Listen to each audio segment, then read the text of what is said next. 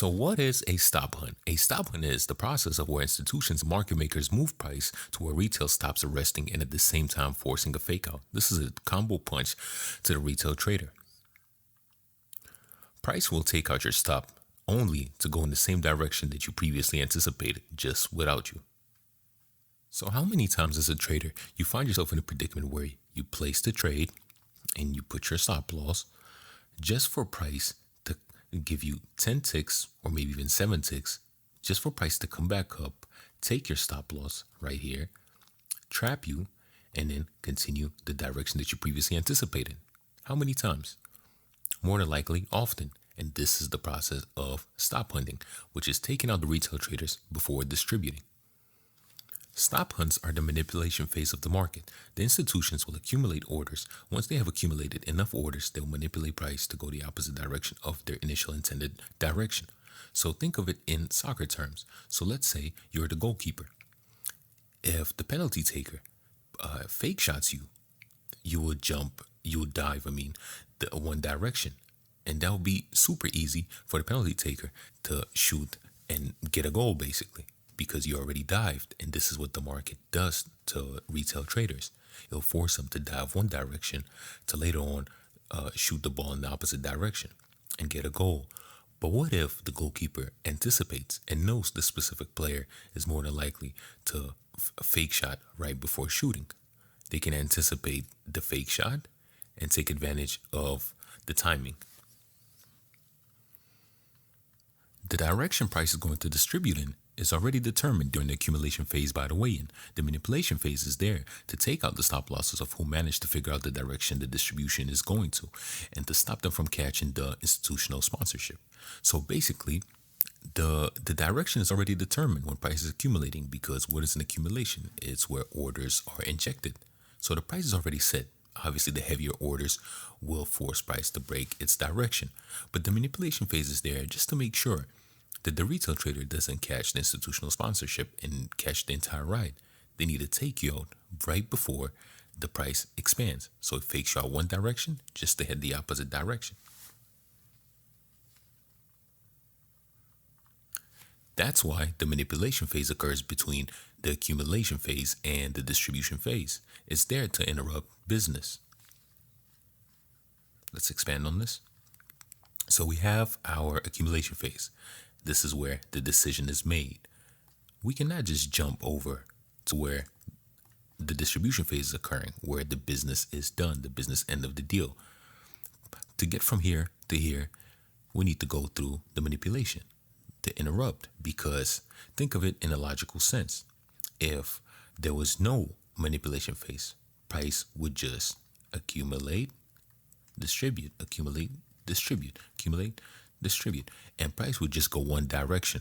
But forcing manipulation adds an extra cent to the trade. So basically, it's price will accumulate, phase you out, go the opposite direction, fake you out, go the opposite direction. It'll make it a lot harder for you to become a profitable trader. And that's what the manipulation, aka the interruption, is. So here we have a accumulation.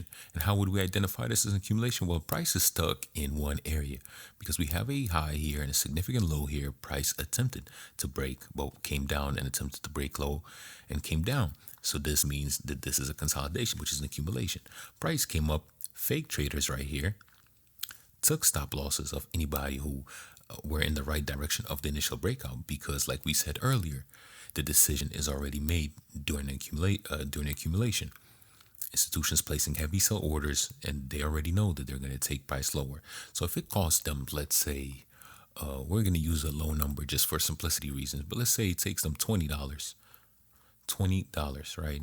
Obviously, I know we're talking in the millions here, but to keep it simple, if it takes $20 for them to break price out of this accumulation and force this breakout, for them to later activate all their pending orders that are sell orders that are 3-4 times what cost them to do this breakout, this makes sense. They're still going to be profitable. And remember, institutions can go and draw down way longer than a retail trader. A lot of retail traders, they'll be down a few grand and they're already panicking because the resources are limited. But when an institution is in 100,000, 200,000 K drawdown, it really doesn't matter because the market is going to get hedged their way anyways. It's already set like that. Bigger orders win. So as prices going lower, all these orders again activated, and all the sell orders right here. Like let's say this was a sell order, this was a sell order, this was a sell, this was a sell, this was a sell. These orders are going into profit. So they're still profiting.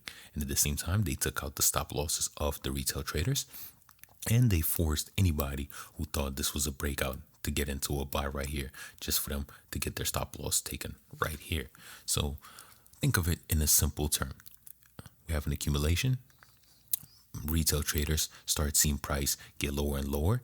So they get in a sell here, a sell here. Some got in a sell here, and all their stop losses is at the nearest high.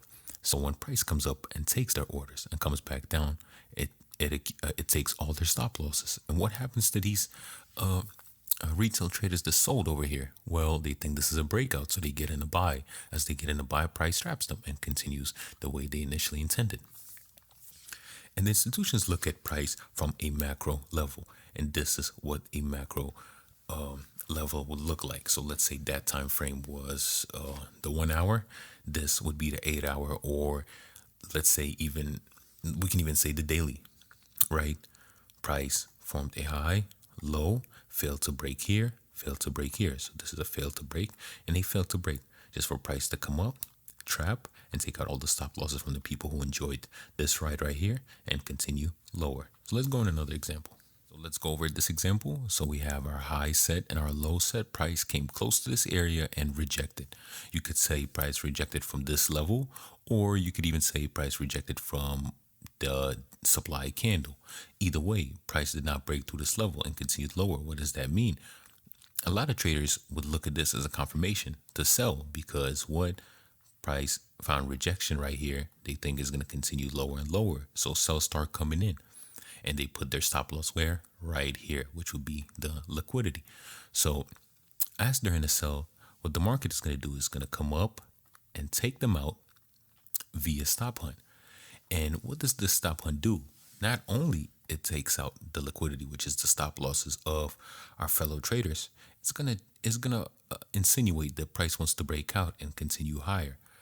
But what does it do? It comes up and quickly comes back down and takes out the stop losses of anybody that thought price was gonna go bullish. So it does two jobs at once, and price is gonna continue lower as intended. So the fact, when this accumulation was going on, the institutions already knew that the price is going to break out bearish. They already determined that by the amount of sell orders they injected. But forcing the price up, as you can see, the sells here are a lot stronger than the buys. As you can see, the buys are pretty small and the sells are pretty huge. This is just one of the clues. Look how easy it is to sell in this market, and look when price goes into a buy. The buy channel is really distorted, but the sell orders are a little bit smoother. So that's one clue. And there's a lot of other multiple clues that we won't get in right now, just for simplicity reasons. But yeah, once price traps them, price goes the opposite direction, and you can see this right here.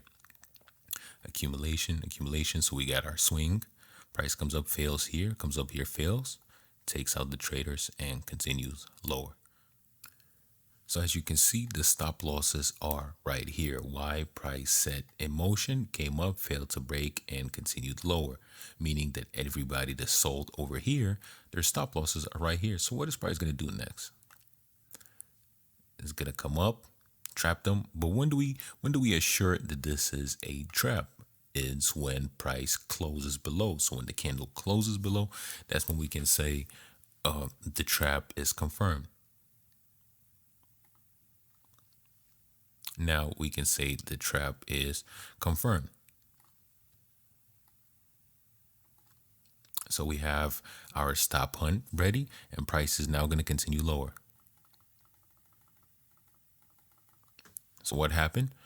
Retail traders got killed via stop loss hunt, and everybody that thought price was going to break the resistance level. So this would be resistance level, and traders thought that once price comes up here, it's going to continue higher because this would be a resistance break. But no, price will come up, trap them, and continue lower.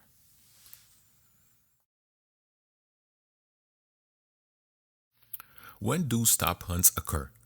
Stop hunts will occur once retail traders take their position in the market and form the liquidity and the institution's directional decision is made. Stop hunts will occur during a reversal or a continuation. Stop hunts will occur during the session, day, week, month, yearly, high, and low. Stop hunts will also occur when price is trying to escape an accumulation and fake out retail traders out of an accumulation. Stop hunt also occurs in the trend continuation when price is trying to abandon the range and continue with the market trend. And price needs to take liquidity to move forward. Price will revisit an area for the sole purpose to grab liquidity.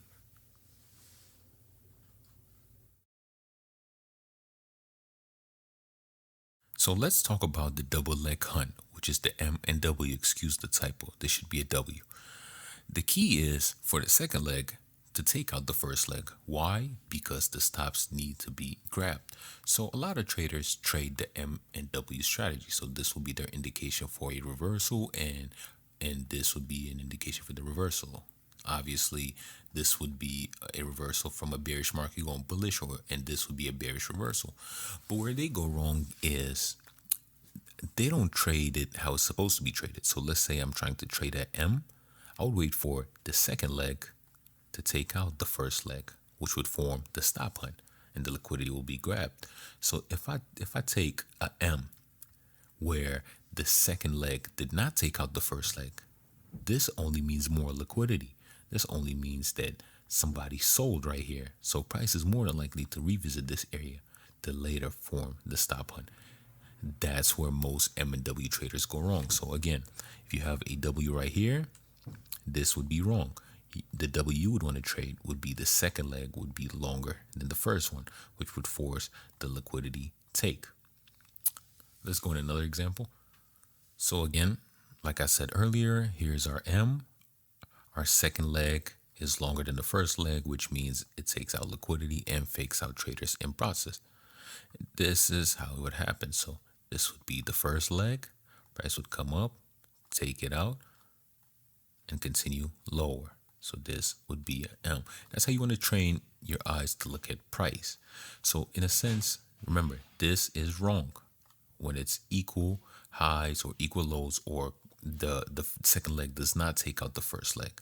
This is wrong. Remember, the second leg always needs to take out the first leg. Why? Because of the liquidity.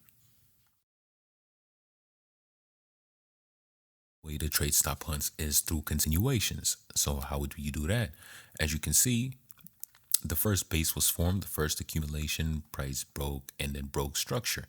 So once price started accumulating again, you already have a directional sense because the stop hunt gave you the directional sense. Why?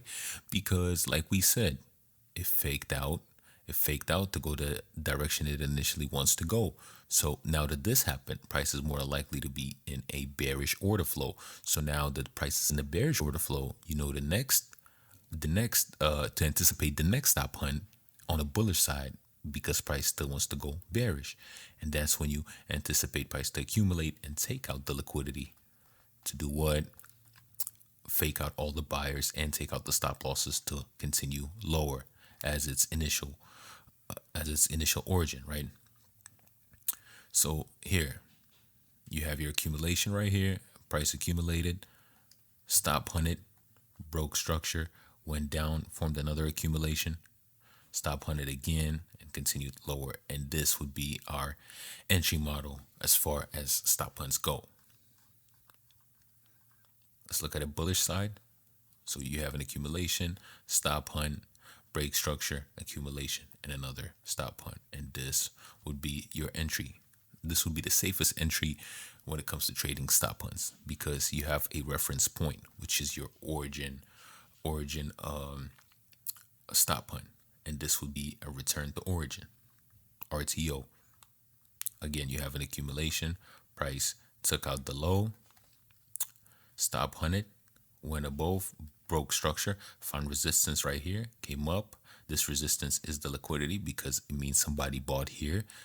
That's why price did not come back all the way down here automatically. That means people bought, so there is liquidity here for price to just take out that price and come back to its origin, which is RTO. purge after a purge.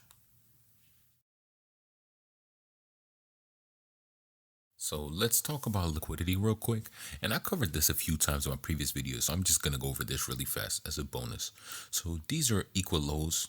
Obviously, we have our low, we have our high. Price came back and tested. What does that mean? And price rallied a little bit. That means orders were bought here. That means stop losses are laying here. So price is incentivized to come back here, revisit this area, and take this liquidity. And that's what happened. Price comes down, takes the liquidity.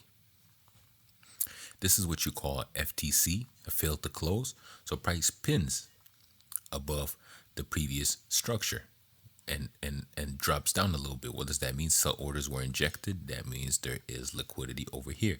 That means what price is going to visit this area at some point.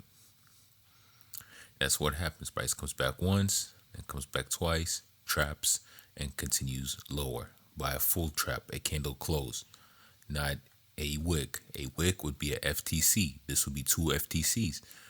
A candle close above the range and below the range. This would be our stop hunt. This is our FTB. Obviously, guys, as you know, I have plenty of videos on this. This is the pillar of trading, to be honest. A premium and discount. So this would be premium level. This would be discount. Obviously, you would want to sell in premium and buy in discount. So when price approached the premium area, it rejected once, rejected twice. What does that mean? That means there is a lot of orders in this area. The buying power is not going over the selling power. So what does that mean? There is stop losses right here. So price is more than likely to come and visit this area for liquidity. And that's what happened. Buyers get trapped, the liquidity gets taken, and price continues lower. So guys, make sure you like, share, subscribe, and comment, and let me know what more do you want me to cover. I'm going to try and continue this one video or two videos a week, then going for as long as I can, but try and give me ideas and more things to cover. Thank you.